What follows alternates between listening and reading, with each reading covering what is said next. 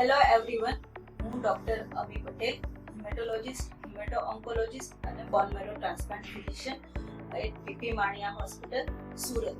બોન marrow transplant માટે જે patient હતું એમનું નામ હતું રમણીકભાઈ ટંડેલ અને આજે એમના જે રિલેટિવ છે એમને થોડા એક્સપિરિયન્સ શેર કરવા હતા, તો એ આપણે જાણીએ.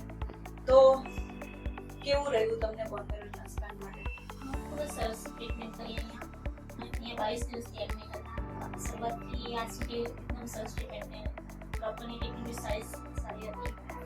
સેલની જરૂર પડી છે ત્યારે આવીને પડશે ઓનલાઈન પણ એ લોકો આવીને ટ્રીટમેન્ટ આપે છે. કંઈ બી પ્રોબ્લેમ થઈને તરત ટ્રીટમેન્ટ જાય છે અને ડૉક્ટર સેલ બી આવે છે તે સારી રીતે અમને સમજાવે છે આના વિશે અને સારી રીતે અમને ટ્રાન્સપ્લાન્ટ થયું છે.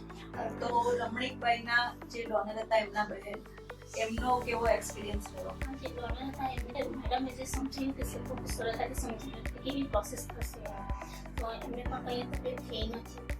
બોન મેરો ટ્રાન્સપ્લાન્ટ વિશ્વમાં તો આશરે 15-20 વર્ષથી થઈ રહ્યા છે, પરંતુ સુરતમાં છેલ્લા 5 વર્ષથી બોન મેરો ટ્રાન્સપ્લાન્ટ થઈ રહ્યા છે, જે પહેલા ખાલી 2 હોસ્પિટલોમાં જ થતા હતા. હવે અમારી પીપી માણિયા હોસ્પિટલમાં પણ બોન મેરો ટ્રાન્સપ્લાન્ટ થાય છે.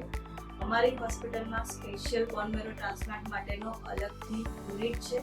આ યુનિટમાં સ્પેશિયલાઇઝ હેપા ફિલ્ટર રૂમ, જે બોન મેરો ટ્રાન્સપ્લાન્ટ માટે જે આપણને જોઈએ એવા રૂમ છે, અને અમારી પાસે સ્પેશિયલાઇઝ વેલ ટ્રેન્ડ બોન મેરો ટ્રાન્સપ્લાન્ટ માટેના નર્સિંગ સ્ટાફ અને ડોક્ટરો અવેલેબલ છે.